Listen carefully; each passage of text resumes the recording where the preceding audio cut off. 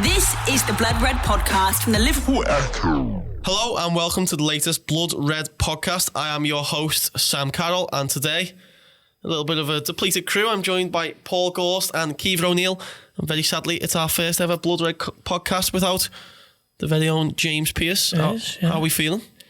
Sad. I'm just looking to my left where he would normally sit, and there's no one there. I'm a bit like, What would your breakup song for James be if we could just sit here and listen to a sad song?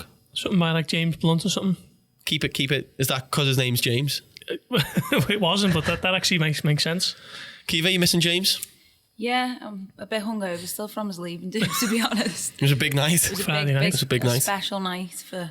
I think anyone who follows James on Twitter could probably tell that by the fact he was just posting pictures of random rosary. Just emojis all the time. Yeah, he was. It was a rough Saturday. We'll get straight into it though today. Paul reports this week breaking that Jurgen Klopp is stalling on a new contract, I think designed to make people a little bit worried. You're here to tell us that's not the case, hopefully. Yeah, it was interesting stories yesterday. I was in the office yesterday and there was a report from the Sunday Mirror, I think it was, and they were claiming that Anfield insiders are getting a bit nervy and a bit unsettled. The fact that there's seemingly no contract signing on the horizon for Klopp, but I wouldn't have thought that'd be the case. I think the club are quite relaxed about the situation. They'd love him to sign a new deal, and I think Tom Werner said as much himself to James Pearce last month, just before the Champions League final. And obviously he's only gone and won that Champions League final, so he strengthened his hand even further. And FSG would like him to sign it and stay beyond the 2022, but at the moment it's in his court. And I think if he made it clear that he would sign it, I think they'd have it drawn up and sent across to him, within hours from the Boston boardroom.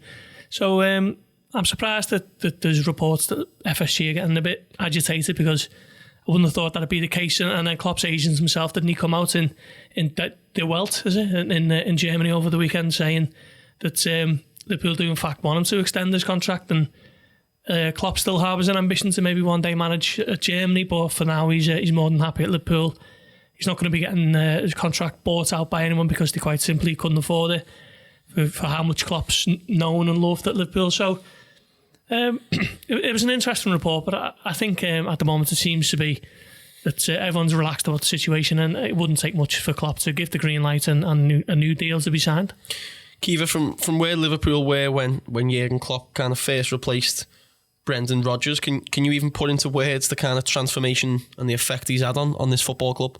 It's been unbelievable, really, hasn't it? And rightly so. There's talk of new contracts because he totally deserves one, and I'd be happy for him to stay forever, to be honest. Forever? Forever. Just Jurgen Klopp forever. Lifetime contract. Yeah, would you let him pen that Alan Pardew style 8-year? Yeah, get him on an 8-year contract.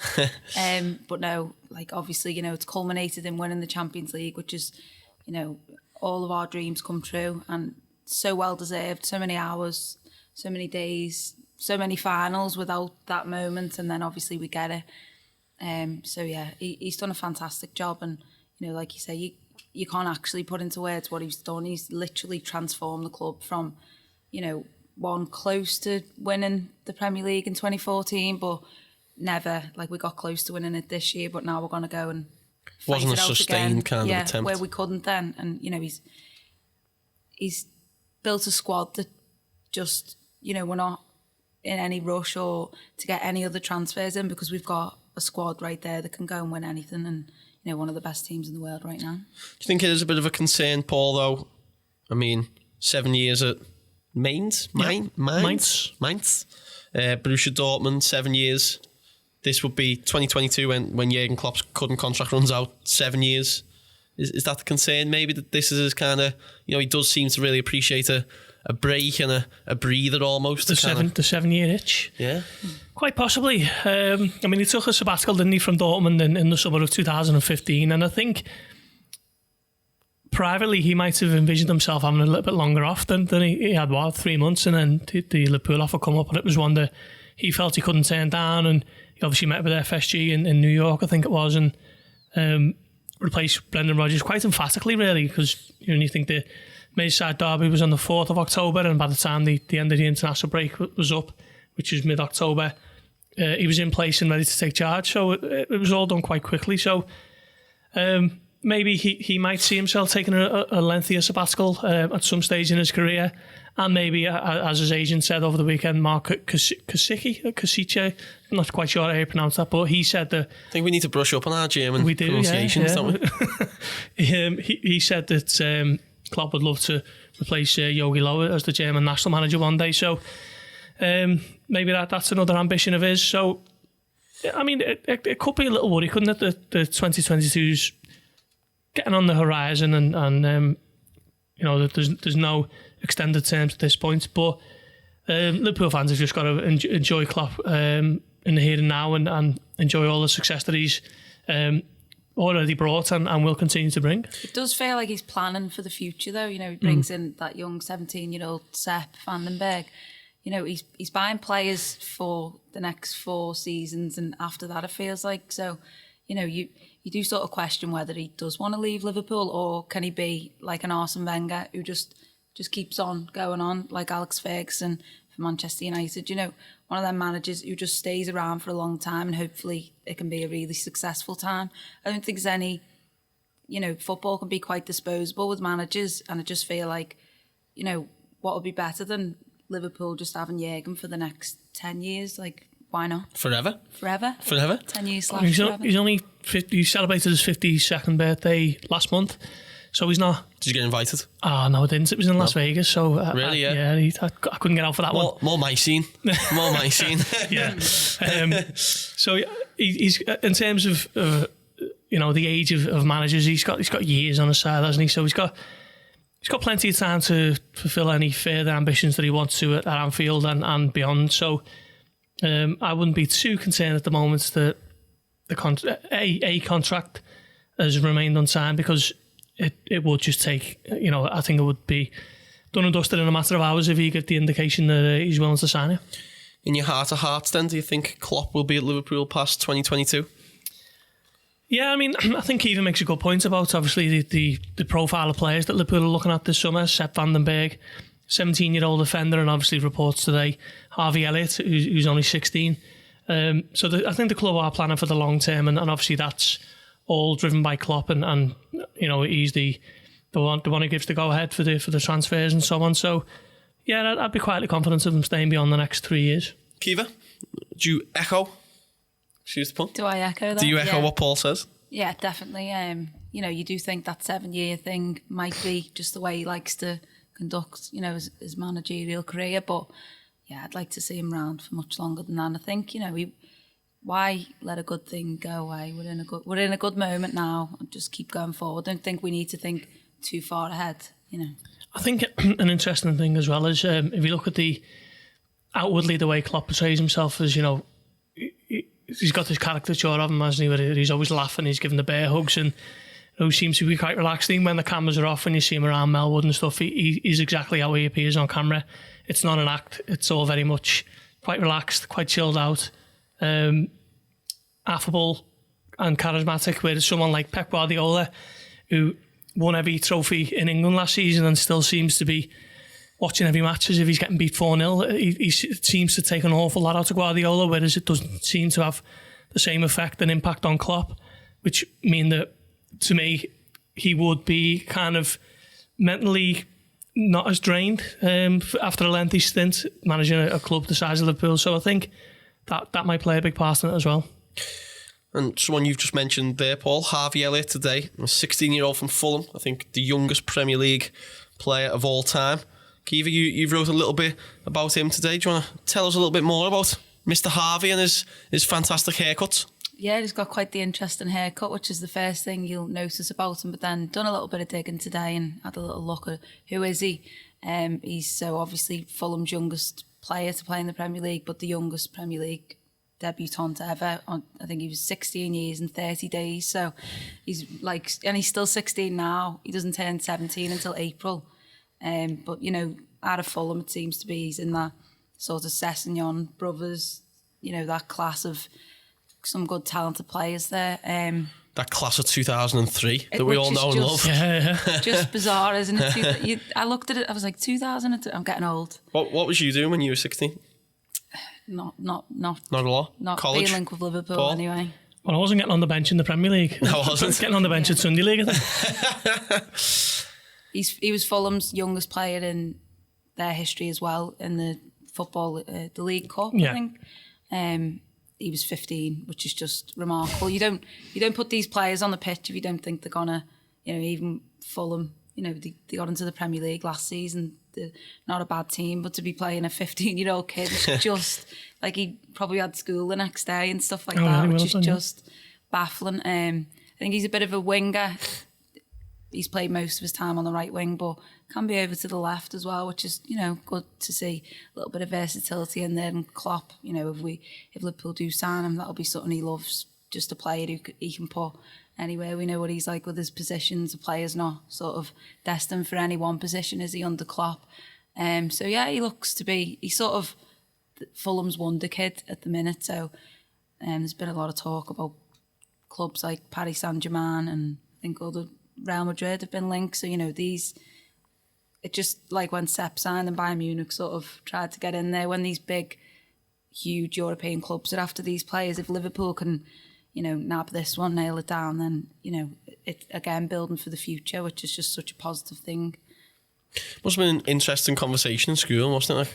Like, what did you do last night? Well, watch Collie with my mum, you. Yeah. Played left wing in the Carabao. Yeah. Come on against Millwall and we won 3-1. I mean, just putting on a 15-year-old at Millwall's, that just speaks volumes of his character. I think, Sam, you obviously covered the Everton game down there, didn't you, earlier this year? And it's a tough place to go. Obviously, the new den is synonymous with hostility, and that Millwall fan base really do get on top of you. So for Fulham to be prepared to play him as a 15-year-old is just remarkable, really. And as Caoimhe mentions, his couple of records of being the youngest ever Premier League player, coming on against Wolves, was it? In May, and then he played in the game against Newcastle. He's going to be some talent. He's got so many years on his side before you'd even think he'd be near the first team in the Premier League, and he's already made 2 appearances. So certainly one for the future, and one that Liverpool kind of hints at the way that they're going in the transfer market. So yeah, I think if they manage to get that one over the line, it's going to be another exciting addition to the youth ranks. And do you think, Caoimhe, that these are the kind of deals that you have to be excited about this summer as a Liverpool fan? Because, as much as people want these big name signings, I don't think there's many players available out there that Liverpool would be willing to splash the money on anyway, who could really improve this first team. Is it a wise kind of strategy to bulk up that youth department and get the next wave of talent in the ranks at Melwood? Yeah, I mean, you look at teams like Ajax, who are getting completely depleted now of their youth ranks, have all come through. They were a young squad, got to the semi-finals of the Champions League, won the Dutch League. We need an academy built with these young talented stars, and we don't have to then go out into the market because we'll have these players there. That's such an amazing thing, just to pick that talent from, to have young players who are wanted by all these big clubs, and for Liverpool to have them in the academy. And you get the impression that these players will be having a little bit of an impact in the first team. They'll probably be, like, I think Sepp's going to be training with the first team. They can make the mark over pre-season as well, and give Jurgen something to think about. I do feel like it's been sort of made clear that Liverpool aren't going to go out and sign these big name signings for these massive amounts, because they don't need to, quite simply. They've got that squad there, they've got such a talented bunch of players, they've got a European Cup winning team, so why would they need to? It's, of course, as fans, people will be like, we need to sign this one, and that'll always be the case. But if Liverpool can get these players in, these players can one day be the players that you would have been signing in a few seasons' time, but you've already got them now. I love how Caoimhe's calling Van den Berg Sepp, by the way. I love that. Just Sepp. Just Sepp, yeah. First name terms. Just first name terms. Do you think you get on, you and Sepp? Yeah. Yeah. He's a big lad. He's taller than Jurgen. He's taller than Jurgen. If he's taller than Jurgen, he's taller than me, yeah. Isn't Klopp like 6'4" or something? In the video, he hugged Jurgen, and it was just like, I was like, Jurgen's huge. He is, yeah. That'd be some Sepp bigger than Jurgen. Could be a spine of the team, that, Paul. Klopp, What was Klopp a forward? He was one of those like old 90s styles where they played up front and at the back. Yeah. Beyond Dublin style. Obviously as well today and over the weekend Liverpool returned to training and 2 stars towards the end of that Champions League run, Paul. Divock, Origi, Xherdan, Shaqiri. Yep. Obviously Divock got his goal in Madrid. What does the future hold? I mean, someone like Shaqiri who, I think his big contributions towards the end of the season was the free kick against Newcastle, wasn't it? To keep Liverpool in the hunt for the title. The semi-final at Anfield against Barcelona. Origi, again, Barcelona, Tottenham. But neither of them first-team regulars, both been, tentatively linked with moves elsewhere. It's quite a strange scenario, really. And I mean, testament to how strong Liverpool's squad is. But what do you see this next season holding for the pair of them? Well, I think their arrival is quite timely for Liverpool this week because they didn't have any strikers. They've got Ryan Brewster, who's obviously yet to make a senior appearance. So they were heading into the pre-season schedule without a striker. So obviously Origi's come back and he gives them a little bit more down the centre. And Shaqiri can play in a number of positions, can't he? But I think long term it's interesting for Origi because his contract's up next summer, but the club aren't in any rush to offload him this summer. They think if they can get another season out of him, that'll be more beneficial to them rather than looking to sell him this summer because he'd need replacing. A little bit of the same way they did with Emre Can. The issue, the difference between those players is Origi, his situation centres around game time and how much he's going to play. Obviously with Liverpool's front three being as good as it is, arguably the best in Europe, whereas Emre Can's was more financially motivated, shall we say, with Juventus offering him an incredible amount of money to go and play for them. So I think Liverpool are quite relaxed about the situation. They've got until January before Origi can speak to another club about a potential new deal.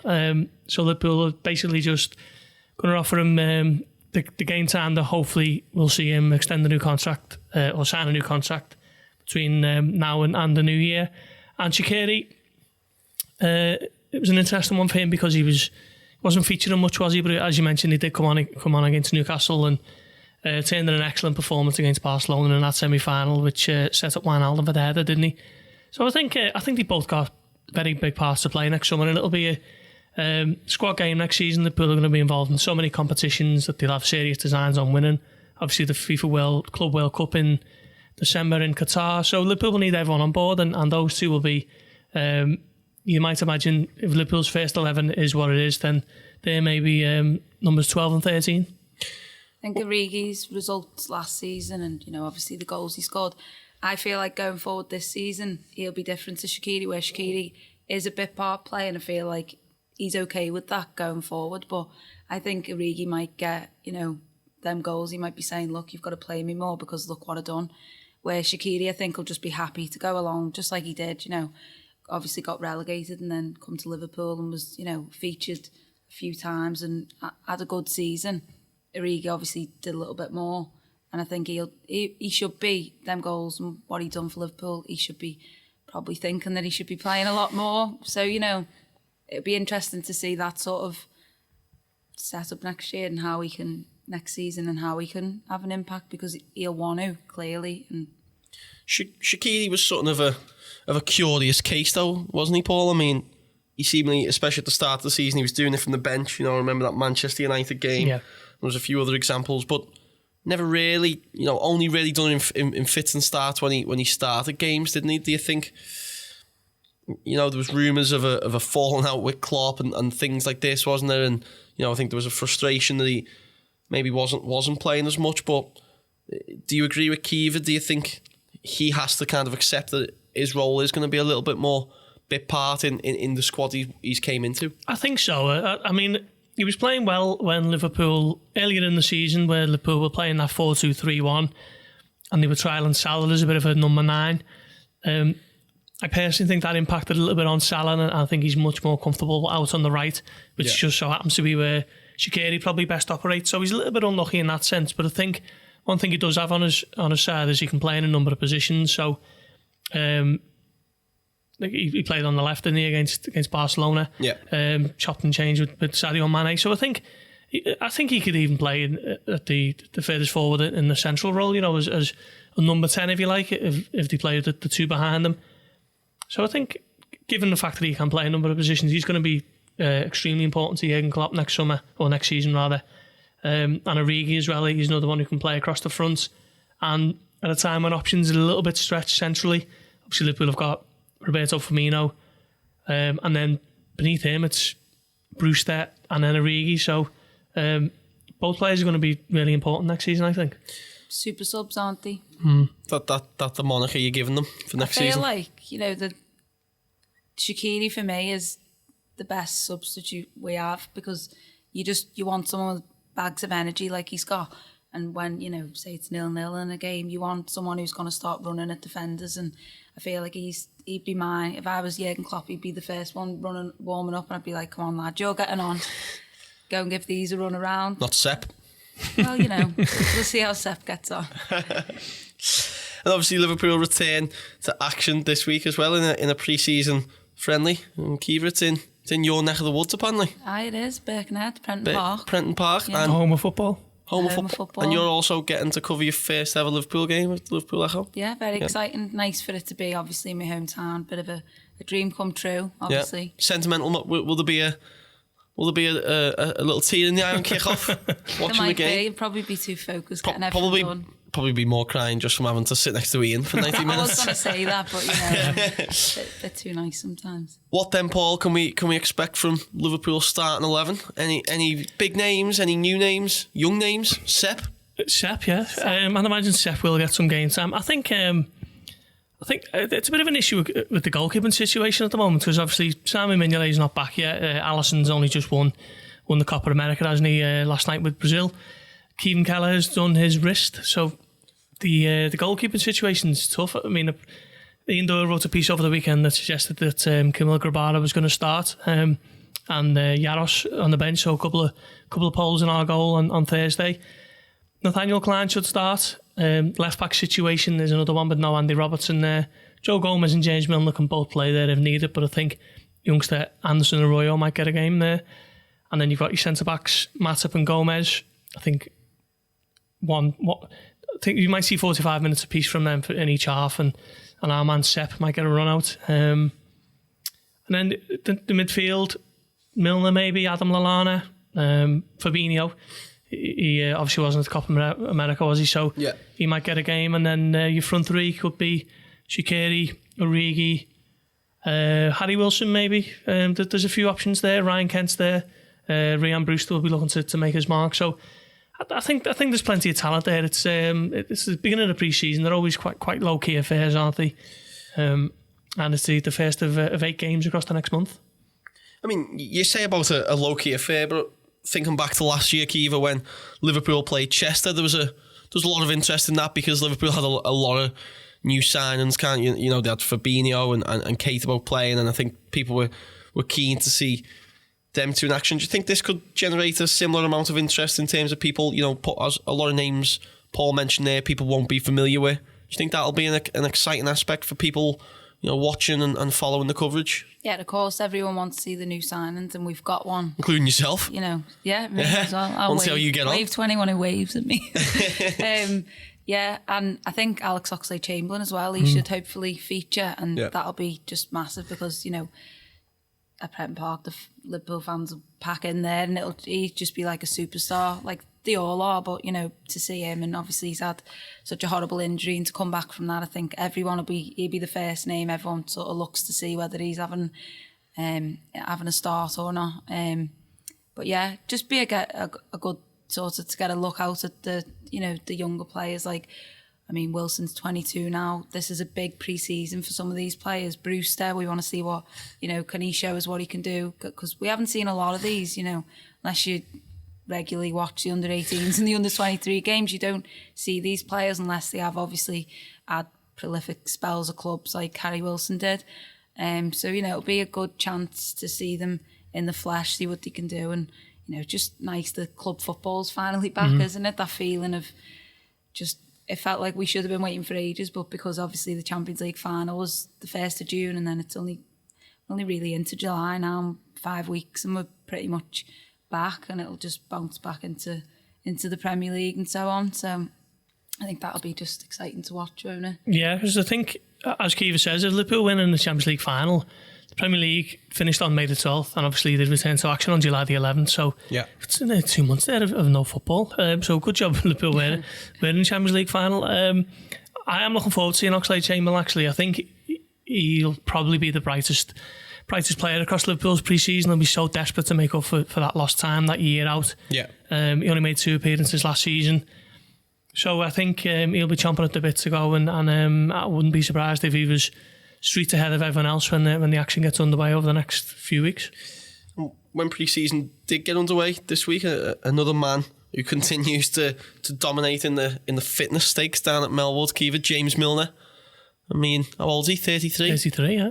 And he keeps... Just unreal, isn't he? He keeps himself in some shape, doesn't he? There was that video, wasn't it, of the lactate test, and it just like, and he was just like, blew everyone away and was finished laps ahead of everyone, and just looks, you've seen the reaction of that lad in the coffee shop that met him, and he was like, what did he say? Something to him like, just something dead, like, you're unreal, like how he's sort of like a timeless, ageless person, isn't he? And he represents a timeless, ageless person. I couldn't quite get it, but he represents everything Jurgen Klopp's about, and I just love James Milner, because literally, we could see him a left back at Tranmere, we could see him up front, like he's one of them players you literally could put him anywhere and he will give you 110%, and he's just a professional, and it's brilliant to have him in our squad, especially for the younger players coming through. He's a massive example for them, just to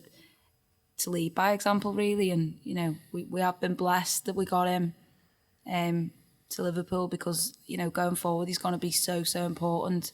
Like we were speaking, I think, in the last pod about winning titles, and obviously he's got that experience there. He's already won, I think, 2 Premier Leagues at Man City, and had them experiences of big games and long seasons, and getting it over the line. And I think he'll be just one of the most important players in this season. And Ian Doyle wrote this weekend, Paul, that Milner could be Liverpool's next most important signing in terms of getting him to sign a new contract. Is that something you'd agree with?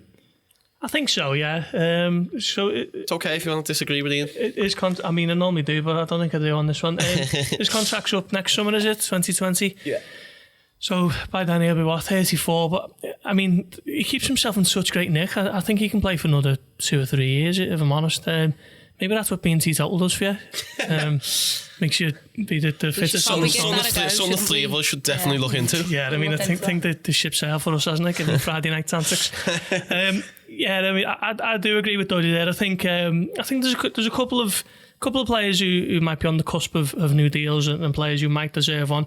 I think of Joel Matip off the top of my head. I think he probably warrants one after his form the second half of last season. But James Milner, just in terms of it's a relatively youthful squad, and he's by far away the most experienced member of it. So, as Kiva says, his experience in big games and big moments is just invaluable to Liverpool. So I think the longer they can keep him tied down, it'll only help the players who are sort of getting more miles on the clock and getting older and getting more experience themselves, because he's just such an incredible role model to learn from and just have around Melwood daily, and just the professionalism that he brings to what would be every training session.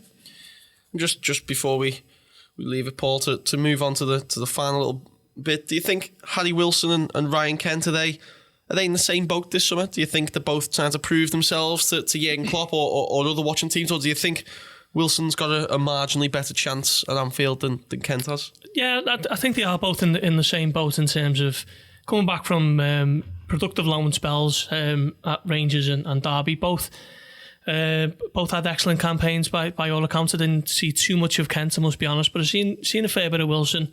He's obviously a Wales international as well, so you see a little bit more of him on an international duty. 18 goals in all competitions for the team who were narrowly beaten in the Championship playoff final.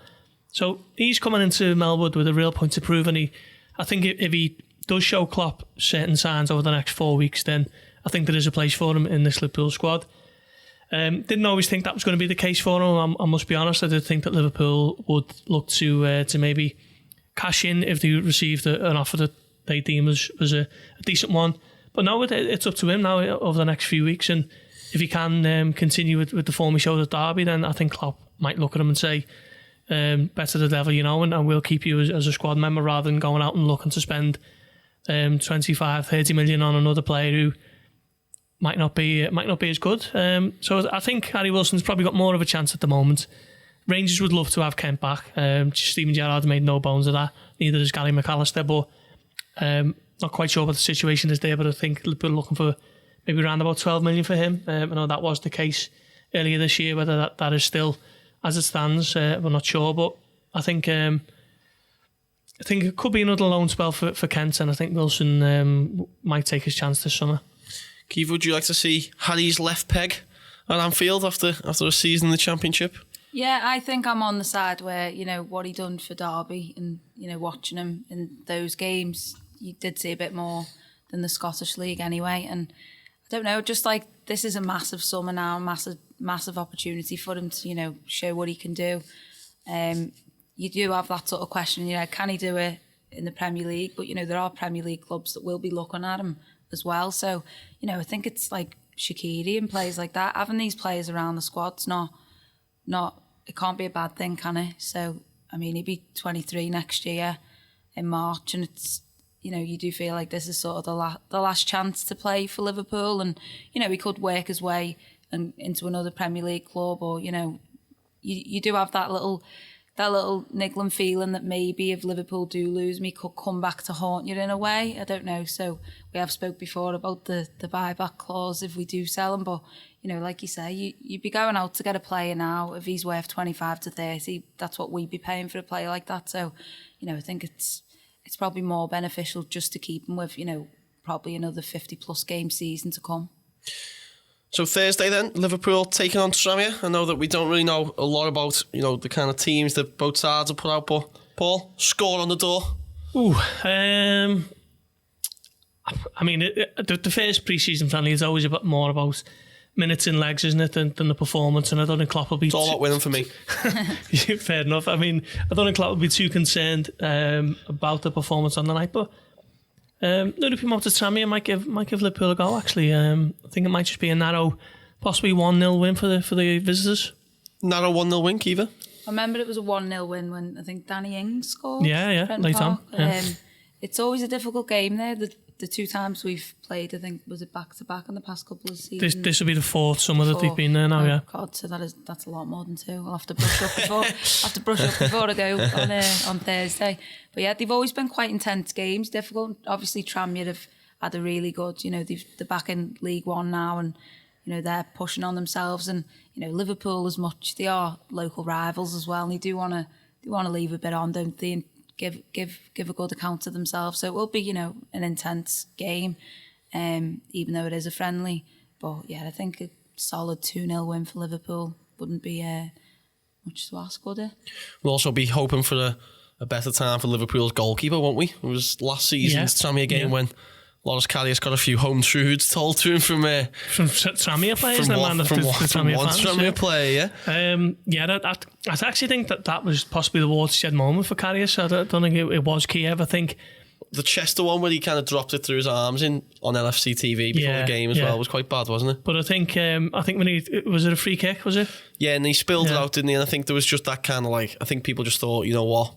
I think Klopp kind of thought he could maybe fix him, didn't he? And I think it became apparent then that his confidence was completely shot to bits, and a move was best for all concerned.